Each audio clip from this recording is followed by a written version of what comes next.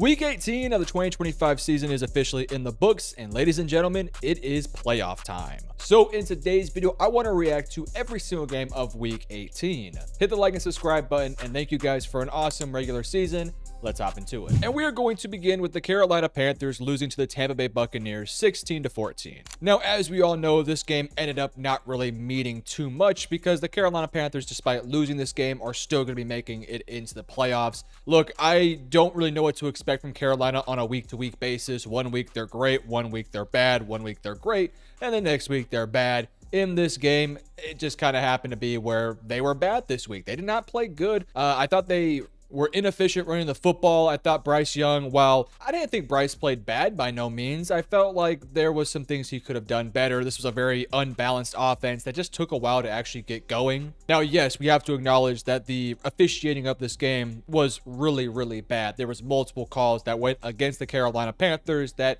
potentially could have costed them this game. But at the same time, you have to be able to execute. You have to be able to make plays when it matters most. And this team just really took a while to get going. And by the time they did get going, it was too late. As for the Tampa Bay Buccaneers, I thought Baker played a little bit better in this game. He really struggled in the back half of the season. If you are a Buccaneers fan, your biggest hope was that this was just an injury issue with Baker and that by next year he'll be back to his usual self. But if this is the Baker Mayfield we should expect moving forward, I would have a lot of concerns if I was a Tampa Bay Buccaneers fan. There's a lot of work this team has to do. At the end of the day, it's good getting a win, but it is a shame you didn't make the playoffs with all the talent you have on this roster. An injury-riddled 2025 season. Hopefully next year they can get healthy with the new head coach, with some new pieces here and there, and maybe they will be a team that can get back into the playoff conversation in 2026. Next up, the Seattle Seahawks defeat the San Francisco 49ers 13-3. I think we all expected fireworks in this game, but it really just ended up being a defensive showdown between two teams not able to convert when they got into the red zone, so it was pretty frustrating for Seattle, but they were able to actually move the football. And as for San Francisco, despite having home field advantage, their offense just wasn't a complete no-show, and that's pretty bizarre because the past few weeks since Purdy's been back, this has been a really high potent next level offense where they've been scoring over 30, sometimes even 40 points, granted against bad opponents, but still they're scoring 30-40 points a game. And in this game versus a really good Seahawks defense, I mean, they barely mustered 3 points. They did have a drive that looked promising in the, I believe, the fourth quarter that resulted in an interception that ultimately kind of sealed the game there. But still, this team has been so good offensively speaking that it was just so bizarre seeing them struggle so mightily in this game. And as we head into the postseason, I do kind of wonder what version of San Francisco we're going to get going up against very good competition. Because if we do actually look into the season they ended up having, if we look at all of their wins this year, let's really just focus on the games they had Brock Purdy. I'll kind of take out the week 1 game here because it's week 1, but they don't really have too many massive wins on their resume, right? You did beat LA, but then you lost to them again here. So that kind of counters that one. You lost to Tampa Bay while they were good. The biggest win they have, frankly, is against the Chicago Bears. I'll give them that one, but they didn't really beat too many good football teams. Maybe Carolina you can give them some credit for, but they're a 7-win or an 8-win football team this year. Arizona's bad, Cleveland's bad, Tennessee's bad. Indianapolis is fine, but they obviously were a complete disaster at this point. They started Phillip Rivers. So I do just kind of have a bit of an asterisk with this Niners team of what do I expect from them when they go up against better competition in the postseason? And with them going up against the Philadelphia Eagles, who have an elite defense, we'll have to wait and see what they look like in the postseason. As for Seattle, massive win here. They get the first round bye. They get home field advantage. Those are two massive things right there. And look, I don't know who they're going to face off in the second round, but Seattle is one of those teams that I truly do believe they're going to have a really legitimate chance of making that deep playoff run because they're going to have home field advantage, because they're going to be healthy, because they have everybody coming back and ready to roll for the postseason. It's going to be exciting for Seattle. For San Francisco, it is a shame that you lose this one because this was supposed to be a big deal for you. Get that home field advantage, get healthy. Did not happen in this one, unfortunately. Next up, the Indianapolis Colts lose to the Houston Texans 38-30. This game was close, legitimately close for a large chunk of this game here. The Colts were fighting in this one. This is one of the better performances I've seen from Indianapolis since the Daniel Jones injury, so I want to give them their flowers in this one. I thought Riley Leonard made a ton of nice plays. And it kind of confuses me why they benched Riley Leonard in favor of Phillip Rivers, because Phillip is 40-something years old and he doesn't really give you a great chance of winning games. Whereas you could start Riley Leonard, see if he might be the guy next year, And cool, if he sucks, then whatever. We just go after Kyler Murray or Malik Willis or somebody next year. So it really baffles me they didn't start Riley Leonard, because of all the snaps he took in the games he's played, I thought Riley actually looked quite good out there. So I don't know. That was just kind of baffling, the whole Phillip Rivers saga. I mean, it was cool, but I think it would have been smarter for a franchise to play the young quarterback you drafted, but that's beyond me. Indianapolis, though, they held in there, man. This was a tight game. I was a little confused as to why the Texans pulled their starters, because they were heading into this week where if Buffalo were to lose to the Jets, you know, the Houston Texans would stay as the 5th seed, but if the Texans were to lose and the Buffalo Bills or the Chargers were to win, then the Houston Texans would actually fall down and be like the 6th or 7th seed. They ultimately ended up being fine because they did get the win here and they locked up that 5th seed, so that's good for them, but they kind of were playing a bit risky here because they had a lot of backups come in the middle of this game here, including Davis Mills, including British Brooks, who, shout out to him for making some plays. Xavier Hutchinson got a lot of run. Jaden Higgins got some run here too. A lot of the backups on defense got some run. It's good for them to get those guys involved, but I did find it a little bit weird that they did bench their guys, because I don't know, you lose that game and you're risking some playoff seeding there that, you know, could potentially make your life harder in the postseason. Still, though, you got the job done. Your starters played good. Your offense played great. Your defense played probably their worst game of the season. But again, a lot of backups came in here. I'm not too worried about that Texans defense. Quality win here for the Houston Texans, and looks like they're one of those teams that has a chance to make a deep playoff run. Next up, the Cleveland Browns upset the Cincinnati Bengals 20-18. For starters, massive shout out to Myles Garrett. Just an awesome achievement for him in this one. It was looking like it wasn't going to happen, but then with 5 minutes left, they get the task done. So very good for him. Very happy for him to get that task finished and have the record. He had an unbelievable defensive player of the year like season, so credit to him. The Cleveland Browns end the season 5-12, and I think now the big question that's going to be answered for Cleveland is Shedeur Sanders going to be the quarterback next year, and what happens with their head coach? My personal guess is they're going to fire their head coach, or, you know, some sort of mutual breakup will happen there, and I think there will be a conversation with the new head coach on what they want to do with Shedeur, Dylan Gabriel, and I think they have the 7th or the 6th overall pick, something like that, so Cleveland's going to have to answer that question on their side of things. Still, though, their team kept fighting throughout the season. I thought Shedeur in this one played relatively fine. He took a couple sacks, 6 sacks this game. He had a couple, I think he had a fumble as well in there. Didn't throw an interception though, and for the most part just played his game. The defense really won them this game. On the flip side, I thought Joe Burrow made some plays. He did have the interception. He got sacked twice. They just really didn't execute in the right moments, and it felt like they were playing from behind the entire game. I mean, they scored points, but they just couldn't execute, you know, on 2-point conversions and things of that nature. So, yeah, disappointing day for Cincinnati, but it doesn't really matter. If anything, this is probably a good thing because your offense looked pretty sharp out there. Your defense made some plays. You didn't win the game, so you didn't hurt your draft stock. But, I mean, it would have been nice to end the season on a bang instead of, you know, going to Cancun on a loss. Next up, the Atlanta Falcons defeat the New Orleans Saints 19-17. This was the game that obviously decided the Carolina Panthers did end up making the playoffs. So for every Panthers fan, you cannot be rooting against the Atlanta Falcons for the next like 2 or 3 seasons because you made the playoffs because of them. So if you're a Panthers fan, you're a Falcons fan. For the rest of the season, you got to give them your credit. That all said, in this game, the offense for the Falcons just kind of didn't really do a whole lot in this game. They got the job done, obviously. They made a couple nice drives. They were able to score points, get down the field, get a couple field goals. They didn't execute in the red zone very well in this one. They had the interception. Kirk Cousins was sacked 4 times. Didn't really run the ball that well. It was just kind of a meh offensive game, but on the defensive side of things, that's kind of where they got the job done. They got after Tyler Shot quite a bit, 4 sacks. They obviously had the interception. They had the fumble recovery. The defense really did a great job in this game. And that Falcons defense has been pretty sharp for a large chunk of the season. They've had some missteps here and there. But I think if you are a Falcons fan, you got to feel pretty optimistic about some of the defensive pieces you do have. They got the job done here. And on the flip side for the Saints, I thought this was a decent game for Tyler Shock. Another slow start in this season. That's something that Kellen Moore is going to have to figure out. Really, this game was decided by the interception. That interception that Tyler Shock threw was kind of his one misstep he's taken in the back half of the season. That kind of cost them the game in this one because they didn't really score a ton of points. They couldn't run the football effectively. They didn't have Chris Olave to go in this one, so they didn't really have the offensive firepower.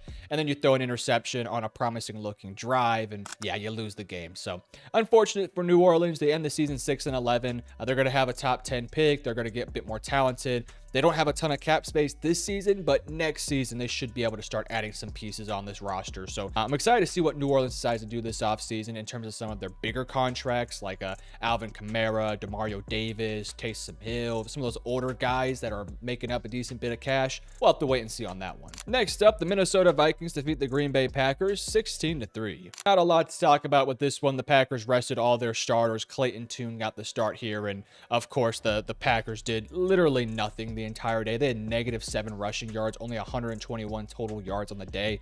Not a lot to talk about there. On the flip side for the Vikings, I thought JJ looked really good in this game. It just kind of was a bummer that he ended up getting hurt, and Max Brosmer had to go out there and play the later portion of the game, but the game was already decided. They ran the ball pretty well with Jordan Mason. Justin Jefferson had himself one of his better days of the season. He ended up actually getting over 1,000 yards, so despite this year being a down year, he did get the 1,000-yard mark, so good for him. But yeah, it was just one of those days where Green Bay didn't even try to win this one. Green Bay's heading into the postseason with absolute of a limp right now, and they are going to be facing up against the Chicago Bears, which, you know, honestly, that might be a bit of a favorable run there. So we'll see if they can get healthy and make a deep playoff run this year, but I don't know. I'm not feeling too great about how they ended the season. Next up, the Jacksonville Jaguars dominate the Tennessee Titans 41-7. Nothing to say here. Shout out to the Jacksonville Jaguars for winning the division. The Titans stood no chance, especially when Cam Ward went out. Cam Ward had a stellar rookie season. I want to give him his flowers. The numbers may not reflect the season he had. I thought Cam Ward was really good in his rookie year and very promising with what he was able to do with an absolute dog, you know what, roster. The offense, though, for Jacksonville was on fire today. Trevor Lawrence got the diamond teeth in the locker room. That was pretty dope and awesome. Jacksonville's a team that I would not want to face in this postseason. Next up, the Dallas Cowboys lose to the New York Giants 34-17. So Dallas benched most of their starters by, I think it was like the second quarter when they pulled their guys. So Joe Milton got to play. We got to see our first real look at Jaden Blue. We saw Phil Maffa a little bit. Ryan Flournoy. Didn't really see much from CD or Pickens or Ferg because they all got pulled in this one.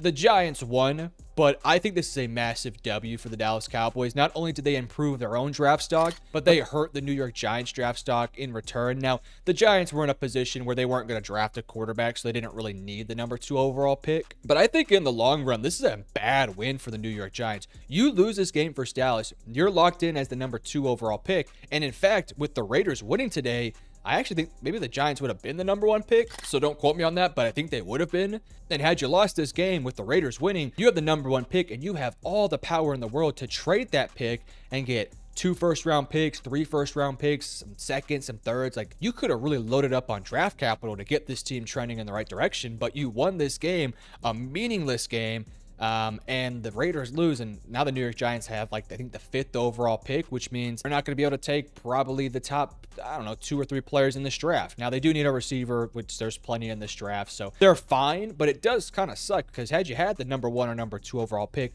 you could have gotten the king's ransom of draft capital and set yourself up for a very bright future, but they wanted to win this game. And I mean, look, Jackson Dart played well. Tyrone Tracy played well. Gunnar Olszewski, Olszewski, I'm sorry. He played pretty well on this one. The defense played great. Yeah, the Dallas Cowboys, with the backups they have, man, I'm really intrigued to see what they do at defensive coordinator. I'm hearing Brian Flores, so Cowboys fans, stay tuned. Next up, the Los Angeles Rams defeat the Arizona Cardinals 37-20. This game was a little bit tight here for a little bit until the Rams kind of pulled away in the 4th quarter. But yeah, this was a pretty tight ball game for the first 3 quarters. And, you know, if you're the Rams, this was a kind of a frustrating end of the season. And it was looking like this could be another one of those games where it's like, man, what happened here? How did we lose? Or how is this game so close? They were able to pull it off and kind of pull away in that 4th quarter a decent bit, but still a very I don't want to say a disappointing game for Los Angeles because you won. Stafford played great. You did a lot of good things in this one, but definitely a little bit of one of those games where it's like, I didn't want to sweat, but I did sweat, but we're all good. So the Rams win. They now head into the postseason as the 5th seed, so they're going to be going up against the Carolina Panthers, which, I mean, obviously the Panthers did beat the Rams earlier in the season, but I think LA should easily dominate that game. I don't think Carolina's going to stand a chance versus the Rams. But again, we saw the matchup already this year. Hopefully Los Angeles can learn from that and start to play a lot better versus Carolina. They are set up pretty nicely for a potential playoff run here because they have a favorable matchup in their first week. Again, Arizona, bad year. You have the 3rd overall pick, which means if the Jets don't want to go quarterback, you're going to be in a prime spot to take a quarterback. If they do take a quarterback, though, you're going to have first dibs on an Arvell Reese, Caleb Downs, Jeremiah Love. So Arizona's going to be set up quite nicely in this draft. And again, if the Jets don't want to take Dante Moore or Fernando Mendoza, you're in a spot where you can just move up one spot and not have to give up a king's ransom of trades. So Arizona, horrendous season. I'm a little surprised Gannon's job is safe. I'll just throw that out there. Not that I'm advocating for him to get fired, but with the way the season ended, with how this game played out, with how a large chunk of the season has played out, been a weird, bad year for Arizona. Next up, the Las Vegas Raiders pull off the win versus the Kansas City Chiefs. What a terrible end of the year for Kansas City. I think if there's any good news for Kansas City, they end up with the top 10 pick. Shane Buechele played in this one. I mean, I didn't have high expectations for any of these quarterbacks, but to get sacked 8 times versus Las Vegas without Max Crosby, pretty interesting stuff to say the least. Shout out to Tyree Wilson, had himself probably his best day of his career, and Tonka Hemingway. And Devin White had a day as well, and Charles Snowden. Yeah, Kansas City, terrible end of the season. I really wonder what they're going to do in this year's draft and offseason. And I wonder if Kelsey's going to retire. If it was, great career for Kelsey. Shout out to him, and he's going to have a great offseason and, well, a great life in general. So we'll have to wait and see on that one. Las Vegas winning didn't end up mattering in the long run, but boy, they're lucky the Giants won that game, because if the Giants had lost and the Raiders screwed themselves out of that #1 pick, boy, there would have been some riots on the streets of Las Vegas. So they get the job done, they get the win, and they get the #1 pick. Pretty good day for Raiders fans. Next up, the Washington Commanders defeat the Philadelphia Eagles 24-17. This was probably a game that the Washington Commanders probably did not want to win, but they ended up winning in this game regardless. Josh Johnson, I thought, made some plays. Chris Rodriguez looked pretty good. McLaurin looked pretty good. Yeah, it was a kind of a back and forth game where it felt like Philadelphia had control of it for a bit of there. And then Washington found some ways to get the job done. They were going up against backups, and obviously Washington's been playing with a lot of backups this year, so give Washington their flowers. They got the job done. As for Philadelphia, pretty disappointing from Tanner McKee, not gonna lie. He's always looked good when he's got out there and play, and in this game versus a bad Commanders defense, he was just okay. 21 of 40 for 241, a touchdown, a pick, and was sacked 3 times. Of course, he's not going out there with AJ Brown or Devontae Smith, at least not, the full arsenal out there on the team. But, still, I would like to have seen Tanner play a little bit better. This game ultimately didn't really have much stakes for the Philadelphia Eagles, but had they won this game, and with the Bears losing, which we'll get to that here in a second, they would have had the #2 seed, and they would have gone up against the Green Bay Packers. Instead, they decided to give their guys some rest and focus on the playoffs, and that ended up costing them the 2 seed. Now they're going to be at the 3 seed, and they're going to be going up against San Francisco, which I don't know if I love that matchup for Philadelphia. I much prefer that Green Bay Packers matchup more than do San Francisco. So yeah, we'll see if that one ends up biting them in the ass. They get the job done in the season, though, winning the division and getting into the postseason and giving themselves a chance. But yeah, would have liked to have seen them actually try a little bit in this one, even if they just played their starters for a half. Get the win, get out of there, and be the #2 seed, but they decided not to, so we'll see if that ends up hurting them or if they're okay. Next up, the New England Patriots dominate the Miami Dolphins 38-10. Obviously, nothing really to talk about here with this one. Shout out Ramondre Stevenson, he was great in this one. Shout out Travion Henderson, he was great in this one. Drake May did Drake May things, didn't blow up the stat sheet, but he didn't really have to in this one. They just ran the ball over and over and over again and did their job in the passing game. As for Miami, I thought Quinn Ewers, he looked okay. This is a tough matchup versus a really high potent Patriots offense, and they didn't establish the ground game in this one. No Devon Achane here. They didn't really do much on the offensive end, but Quinn Ewers didn't have his full set of guys, so I do wonder if Quinn has done enough to guarantee himself the starting job next year, or at least a potential fight for the starting job. We'll have to wait and see on that one. Next up, the Detroit Lions defeat the Chicago Bears 19-16. Yeah, this was a bummer day for the Chicago Bears. Now, again, the Bears end up, fine here. They end up as the 2 seed, but had you lost this game, which they did, and Philadelphia won, then you would have been going up against San Francisco, who you just lost to. By the way, I don't love the Packers matchup either for Chicago, but I much prefer Chicago versus Green Bay than I do Chicago versus San Francisco. So I guess it ended up working out here for the Chicago Bears. They did not get hurt too badly here in this one. I thought, Caleb, it took just a while for that Bears offense to wake up. And that's going to be something they have to figure out heading into this playoffs and heading into future years. they got to get rolling a bit faster. They cannot consistently rely on coming back in the fourth and third quarter. They have to be able to play four-quarter football and not just fourth quarter football. If they can do that, they're going to be a really good team moving forward. But hey, you win the division. This was by all means a very successful season for the Chicago Bears. You're heading into the postseason. You're going to have a home playoff game versus your division rival. You can't write a better story. Caleb Williams had a great year. Colston Loveland played great in this one. They just were not able to quite put it all together. As for the Detroit Lions, you get the win here. Doesn't really do much for you besides hurt your draft spot, but you tried to play spoiler of Chicago and you almost got there. Unfortunately, Philadelphia didn't get the job done. My one question for Jared Goff is, what was that throw, that interception he threw? That was a terrible even attempt in like 3 or 4 triple coverage on Amon-Ra St. Brown. The ball gets tipped and picked off. They survived. They were fortunate, but pretty silly stuff there. I don't know if the Detroit Lions can win with Jared Goff. That's the thing that I'm kind of getting a bit concerned about with this Lions team. I love Jared, and I think he's a good quarterback, and I think he can win a championship. Hell, we saw him with the Los Angeles Rams make that deep playoff run, but I just feel like they have to build the perfect team around Jared, and they're not quite yet there. We'll see if they can address the offensive line, the secondary, some pieces defensively.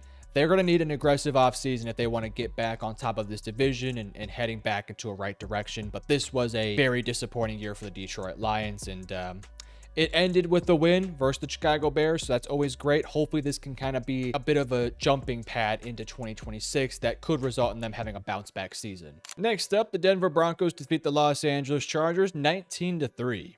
The Chargers obviously did not play Herbert, which ended up being the right thing to do here. The Bills got the win, and the Houston Texans did, so they ended up making the right decision.